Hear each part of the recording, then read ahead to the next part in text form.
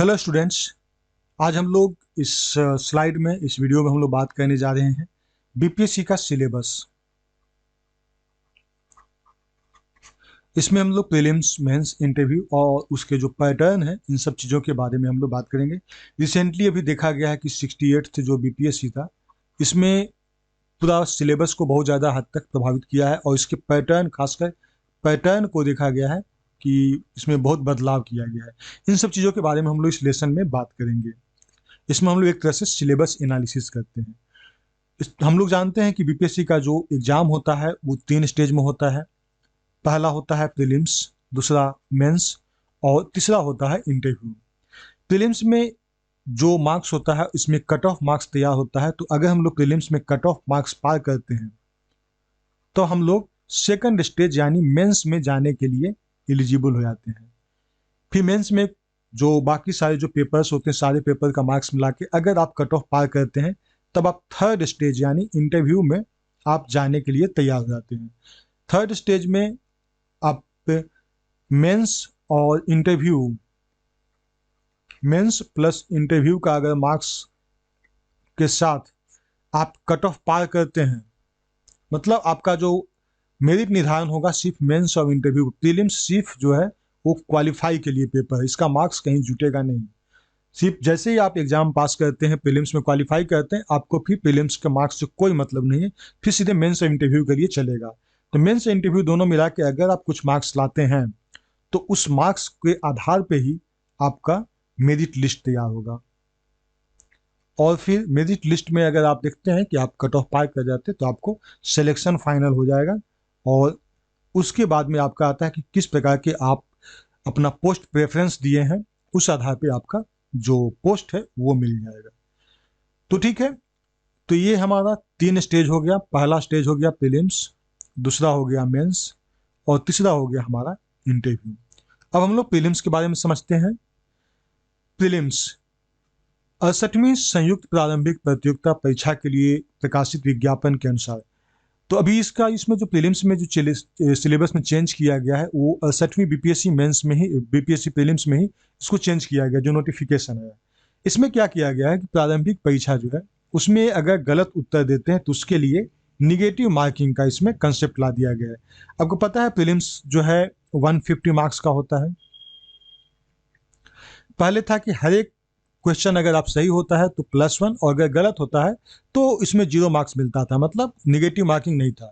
लेकिन 68वीं से अब चूंकि इसमें निगेटिव मार्किंग डाल दिया गया, तब है कि अगर आपको सही आंसर अगर देते हैं तो +1 और गलत देते हैं तो -1/4 यानी 0.25 मार्क्स को आपको कट कर दिया जाएगा जो आप पहले मार्क्स ऑब्टेन किए हैं। तो इसमें जो है निगेटिव मार्किंग लागू किया गया और इसके लिए जो है स्टूडेंट्स से बीपीएससी आयोग के द्वारा जो है मंतव्य मांगा गया था कि स्टूडेंट्स किस प्रकार का पसंद करते हैं निगेटिव मार्किंग। तो बीपीएससी ऑप्शन भरवाया था जिसमें कि स्टूडेंट इसमें अपीयर हुए थे और ज़्यादातर जो अभ्यर्थी है उनका मंतव्य इस तरह का है: negative marking should be uniformly on all 150 question. जो 150 क्वेश्चन है सभी पे निगेटिव मार्किंग लागू होगा और इसमें in this case there will be 1 mark for correct answer and -1/4 for wrong answer. मतलब एक सही आंसर के लिए 1 नंबर मिलेगा और गलत आंसर के लिए -1/4 नंबर कट जाएगा, जो कि एसएससी या फिर आप फिर देखेंगे बहुत सारे एग्जाम्स, अन्य एग्जाम में इस तरह का निगेटिव मार्किंग लागू होता है। इसमें जो है प्रक्रिया इस तरह से दिया है कि प्रत्येक प्रश्न जिसके लिए अभ्यर्थी द्वारा गलत उत्तर अंकित किया गया है 1/4 नंबर काट दिया जाएगा यानी 0.25 मार्क्स।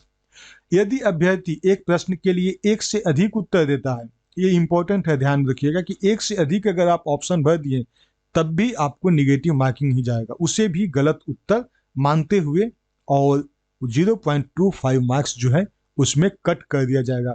उसमें से भले एक आप आंसर सही दिए हो एक गलत हो, लेकिन अगर 2 ऑप्शन जैसे ही आप 2 कलर किए तब आपको एक माइनस जो 1/4 जो है वो कट कर दिया जाएगा।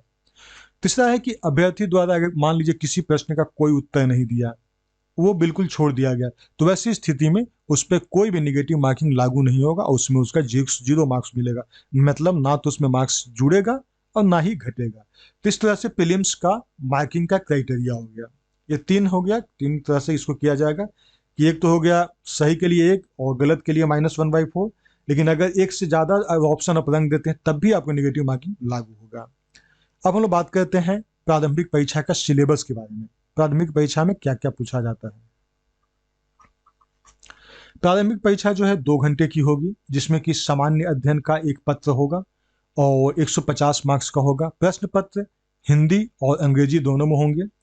प्रारंभिक परीक्षा के जो सामान्य अध्ययन के प्रश्न पत्र होंगे वो वस्तुनिष्ठ एवं बहुविकल्पीय होंगे, मतलब एमसीक्यू, जिसको कहते हैं मल्टीपल चॉइस क्वेश्चंस। उम्मीदवार वस्तुपूरक प्रश्न पत्रों के लिए उत्तर देने के लिए कैलकुलेटर का प्रयोग बिल्कुल नहीं करेंगे, कैलकुलेटर वर्जित है। प्रारंभिक परीक्षा महज जांच परीक्षा होगी, जिसके आधार पर मुख्य परीक्षा हेतु उम्मीदवारों का चयन किया जाएगा। अतः इसमें प्राप्त किए गए अंक का मुख्य परीक्षा से कोई संबंध नहीं होगा। इसमें उत्तीर्णता अनिवार्य होगी, इसमें पास करना अनिवार्य होगा और इसके लिए आयोग द्वारा जो निर्धारित किया जाएगा कट ऑफ मार्क्स, उसको प्राप्त करना जरूरी है। मुख्य परीक्षा के लिए जो चुने जाने वाले उम्मीदवार हैं उनकी संख्या जो है टोटल वैकेंसी का 10 गुना होगा।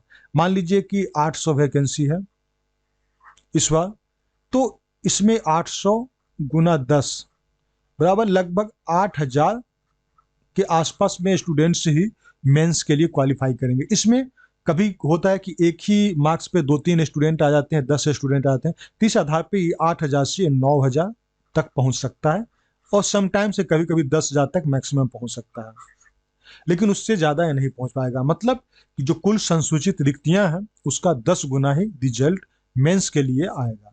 प्रारंभिक परीक्षा के प्राप्तांकों के जोड़ की शुद्धता जांच कराने और उसकी प्राप्तांक निर्गत करने का प्रावधान नहीं है। मतलब आप जो प्रीलिम्स एग्जाम दिए उसको फिर से जांच करवाना या फिर उसका प्राप्तांक मार्क्स उस समय प्राप्त करना, इस सब का ऐसा प्रावधान नहीं है। लेकिन आप बाद में प्रीलिम्स का आपको आंसर शीट में मिल जाएगा और मार्क्स में मिल जाएगा कि आपने कौन सही रंगा था और कितना आपको मार्क्स आया है, ये सब बाद में मिल जाएगा। अब हम लोग बात करते हैं मेंस का। मेंस जो है इसमें हम भी देखेंगे कि 68वीं में इसमें भी बदलाव किया गया है 68th मेंस में। इसमें कि मुख्य लिखित परीक्षा में जो वैकल्पिक विषय होंगे उसको स्केलिंग या नॉर्मलाइजेशन की समस्या, पहले होता था कि अलग अलग ऑप्शनल पेपर होते थे, जैसे कोई किसी के पास ज्योग्राफी है, किसी के पास में एलएसडब्ल्यू है, किसी के पास में हिंदी है, तो ऐसे पेपर होते थे, या किसी के पास में साइंस है। तो कभी कभी होता था कि किसी एक पेपर में मान लीजिए इसमें ज़्यादा मार्क्स आ गया, इसमें ज़्यादा मार्क्स आ गया, एलएसडब्ल्यू में बहुत कम आता था, हिंदी में अगर ज़्यादा आ गया कम आ गया, तो इस तरह की चीज़ें होती थी। तो सभी ऑप्शनल के साथ एक साथ सामान्य न्याय नहीं हो पाता था।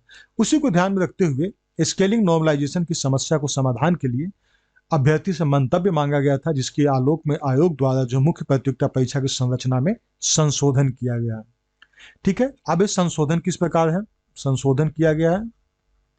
पहला, सामान्य हिंदी 100 नंबर का, जो कि एक मतलब इसको उत्तीर्णता पास करना अनिवार्य है। सामान्य हिंदी 100 अंक का होता है, ये 3 घंटे की परीक्षा अवधि होती है। दूसरा पेपर है जीएस पेपर 1 सामान्य अध्ययन पत्र 1, 300 नंबर का होता है और ये भी 3 घंटे का होता है। सामान्य अध्ययन पेपर 2 यानी जीएस पेपर 2 आ गया, ये भी 300 नंबर का, इसके लिए भी 3 घंटा है। अब एक नया टर्म जुटा है, वो है निबंध। निबंध जो है वो 300 नंबर का आएगा और इसके लिए भी समय 3 घंटा निर्धारित किया गया है। तो पहले निबंध नहीं क्वेश्चन पूछा जाता था, पहले पूछा जाता था ऑप्शनल विषय, तो अब इसी को हटा के अब वहां पे डाल दिया गया है निबंध।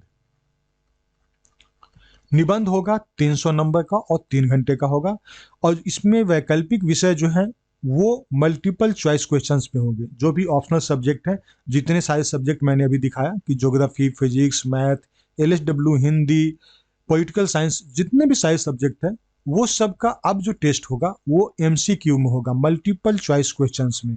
ठीक है, और इसमें मात्र 100 नंबर का होगा और 3 घंटे इसमें समय दिया जाएगा, और इसका मार्क्स जो है ऐड नहीं होगा, मार्क्स ऐड नहीं होगा। मतलब ऑप्शनल का अभी इंपॉर्टेंस नहीं, लेकिन ऑप्शनल में क्वालिफाई करना इसमें भी जरूरी है ऑप्शनल सब्जेक्ट में। तब आपका जो मेरिट लिस्ट किस पे तैयार होगा, मेरिट लिस्ट तैयार होगा सामान्य हिंदी 1, सामान्य अध्ययन 1, सामान्य अध्ययन 2 और निबंध, यानी टोटल जो 900 मार्क्स हैं, इस पर आपका इंटरव्यू के लिए आप एलिजिबल होंगे। तो ठीक है, यहाँ तक आपको समझ में आ गया कि मेंस में एक बहुत बड़ा परिवर्तन किया गया है, जिसमें कि ऑप्शनल सब्जेक्ट को हटा दिया गया, उसकी जगह पर निबंध का वैल्यू डाल दिया गया है, और ऑप्शनल सब्जेक्ट का एक अलग फॉर्मेट इसमें इंट्रोड्यूस किया गया है, जो है मल्टीपल चॉइस क्वेश्चन, जो कि 100 नंबर का होगा, 3 घंटे का होगा, और इसमें सिर्फ इसमें एलिजिबल होना जरूरी है, इसका मार्क्स नहीं जुटेगा। चलिए हम लोग अब देखते हैं इसका सिलेबस क्या होता है। प्रश्न पत्र हिंदी और अंग्रेजी दोनों में होंगे। मेंस की बात किया जा रहा है। प्रश्न पत्र हिंदी और अंग्रेजी दोनों में होंगे। सभी भाषेतर विषयों, जो भाषेतर विषय हो गया जैसे कि हिंदी होगा, तो हिंदी या अंग्रेजी या उर्दू में किसी एक ही भाषा में उसका आंसर दिया जाएगा, जैसे कि हमारा हिंदी पेपर हो गया। प्रश्न पत्रों की उत्तर देने का विकल्प लेने वाले उम्मीदवार यदि चाहें तो केवल तकनीकी शब्द शब्दांश का इस्तेमाल कर सकते हैं। विवरण का उनके द्वारा चुनी गई भाषा के साथ अंग्रेजी रूपांतरण दे सकते हैं। मतलब उसमें इंग्लिश टर्म्स का अगर कहीं आप मेंस लिखते हैं तो उसमें कहीं इंग्लिश टर्म्स या फिर सेंटेंस का बीच बीच में आप उसको किसी चीज़ अगर समझाने के लिए जो टेक्निकल, खासकर तकनीकी शब्द हो गया, उसको आप इस्तेमाल कर सकते हैं। उम्मीदवार को अपने प्रश्न पत्र के उत्तर स्वयं अपने हाथ से ही लिखने होंगे। किसी भी परिस्थिति में इसके लिए दूसरे से सहायता लेने की अनुमति नहीं दी जाएगी। परीक्षा के सभी विषयों में कम से कम शब्दों में की गई संगठित, सूक्ष्म और सशक्त अभिव्यक्ति का श्रेय मिलेगा। मतलब मेंस में प्राथमिकता उन्हीं सभी स्टूडेंट को मिलेगा जो कि सभी विषयों में कम शब्द में एक से सुसंगठित, एक अच्छे ढंग से ऑर्गेनाइज्ड वे में और सूक्ष्म और सशक्त अभिव्यक्ति का जो आंसर आइटम होगा उसी को प्राथमिकता दिया जाएगा। प्रश्न पत्र में जहां कहीं भी जरूरत हो तो माप तौल से संबंधित जो यूनिट है वो मीटर प्रणाली, जो एमके सिस्टम है, उसको लागू किया जाएगा। उम्मीदवार प्रश्न पत्रों के उत्तर देते समय केवल भारतीय अंक का अंतर्राष्ट्रीय रूप है जो 1 2 3 4 7, इसी का इस्तेमाल करेंगे। उम्मीदवार यदि चाहे तो मुख्य परीक्षा में कैलकुलेटर का प्रयोग कर सकते हैं। परीक्षा में किसी से कैलकुलेटर मांगने या आपस में बदलने की अनुमति नहीं होगी। इसमें इस खाली ध्यान रखना है कि इसमें साइंटिफिक कैलकुलेटर अलाउ नहीं था। अब तो खैर कैलकुलेटर का बहुत ज़्यादा महत्व है नहीं, तो आप स्टैट बनाने के लिए जैसे ही आप स्टैट बनाते हैं, मैथ बनाते हैं, तो वहाँ पर कैलकुलेटर आप ले जा सकते हैं।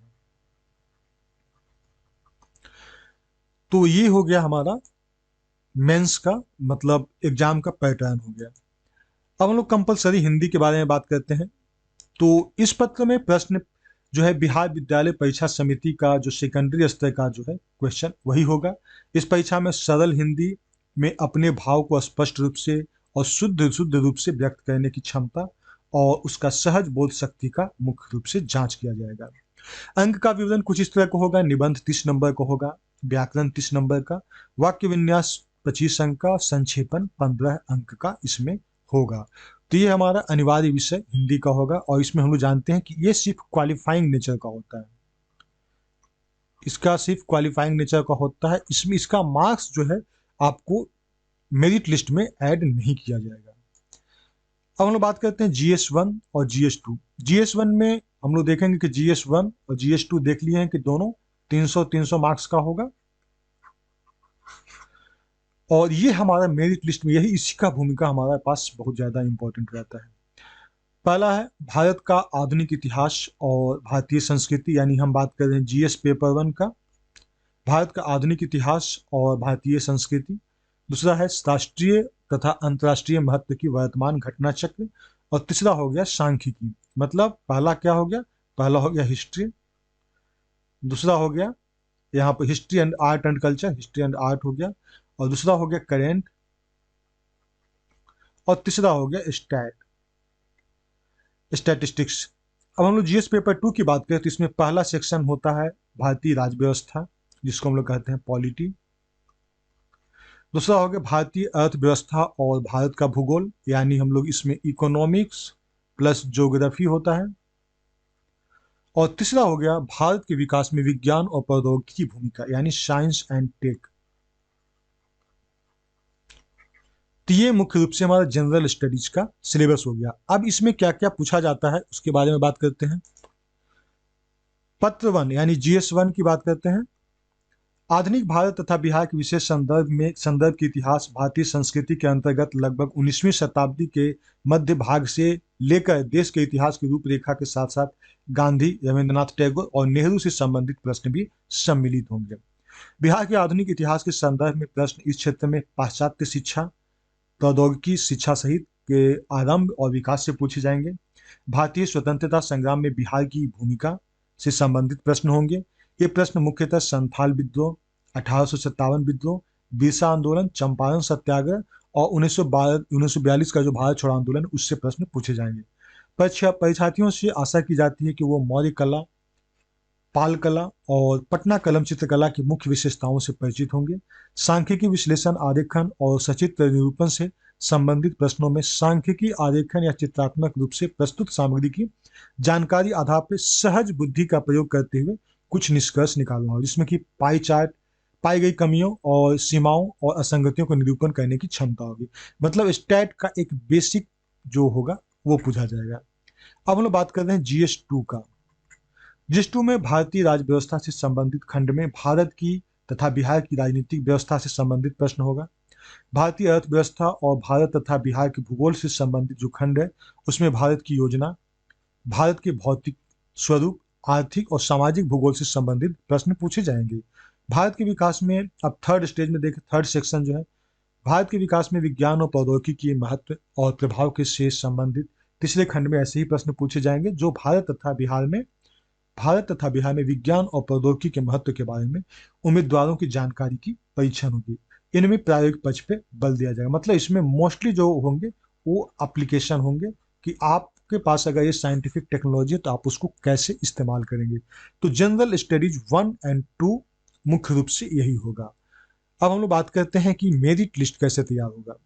तो सामान्य हिंदी के बारे में हम लोग पहले बात किए हैं कि सामान्य हिंदी में 30% मार्क्स लाना अनिवार्य होगा, लेकिन इसका मेधा निर्धारण की जो प्रयोजनार्थ है इसमें गणना इसको नहीं की जाएगी। मतलब हिंदी सिर्फ क्वालिफाइंग नेचर का होगा, मतलब इसमें मार्क्स को नहीं जोड़ा जाएगा। ठीक है। इसी प्रकार वैकल्पिक विषय जो है, ऑप्शनल विषय में राज्य सरकार द्वारा निर्धारित न्यूनतम जो प्राप्तांक है उसको प्राप्त करना अनिवार्य होगा, परंतु मेधा निर्धारण के लिए प्रयोजनार्थ इसकी गणना नहीं की जाएगी। उसी तरह से ऑप्शनल पेपर भी, ऑप्शनल पेपर है, ये भी सिर्फ क्वालिफाइंग नेचर का होगा। और कितना क्वालिफाइंग होगा इस टाइम टू टाइम जो है इसको निर्धारित किया जाएगा। ध्यान रहे कि प्रत्येक अभ्यर्थी को वैकल्पिक विषयों की सूची में से मात्र एक वैकल्पिक विषय का चुनना होगा। संप्रति उक्त वैकल्पिक विषय में कार्मिक एवं प्रशासनिक सुधार विभाग बिहार के संकल्प संख्या 16/7/2007 एवं सामान्य प्रशासन विभाग के बिहार के संकल्प ज्ञापांक इतना के द्वारा सामान्य वर्ग के लिए उसमें रखा गया कि 40% आपको मार्क्स लाना होगा मिनिमम। ऑप्शनल क्वालिफाइंग की बात कर रहे हैं। पिछड़ा वर्ग के लिए है 36.5% और अत्यंत पिछड़ा के लिए है 34% और अनुसूचित जाति एवं जनजाति एवं महिलाएं तथा दिव्यांग उम्मीदवारों के लिए है 32%। ये न्यूनतम अर्हतांक प्राप्त करना अनिवार्य है, किंतु इसको मेधा निर्धारण के लिए इस मार्क्स का इस्तेमाल नहीं किया जाएगा, इस प्रकार इसकी गणना नहीं की जाएगी। तो हम लोग अब इसमें हम लोग किस आधार पर मेरिट लिस्ट तैयार होगा, तो इस प्रकार सामान्य अध्ययन 1 जिसको हम लोग कहते हैं GS1 प्लस सामान्य अध्ययन 2 GS2 प्लस ऐसे जिसको हम लोग कहते हैं निबंध। निबंध में प्राप्त अंकों के आधार पर मुख्य परीक्षा की मेधा सूची जिसको कहते हैं मेरिट लिस्ट, उसको तैयार की जाएगी। तो मेरिट लिस्ट के लिए हमारा यही 3 पेपर हो जाएगा, GS1 GS2 और ऐसे, यानी टोटल हो जाएगा हमारा 900 मार्क्स का।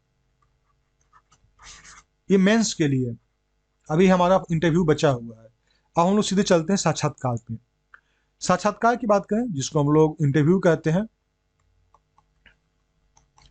मुख्य परीक्षा में जो सफल स्टूडेंट होंगे उनका व्यक्तित्व परीक्षण होगा, उनका पर्सनालिटी टेस्ट होगा और पर्सनालिटी टेस्ट होगा 120 नंबर का होगा।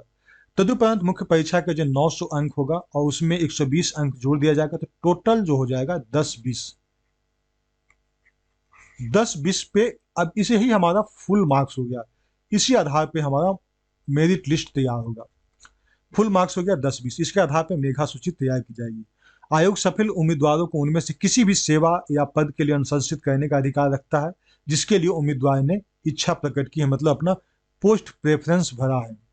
उसके आधार पर आयोग जो है उसको उस पोस्ट के लिए उसको एलिजिबल मानते हुए उसको दे देगा, जिसके लिए आयोग उसे योग्य समझता है। इस प्रकार हम लोग इसमें देखें कि 3 स्टेज हुआ, प्रीलिम्स, मेंस और इंटरव्यू।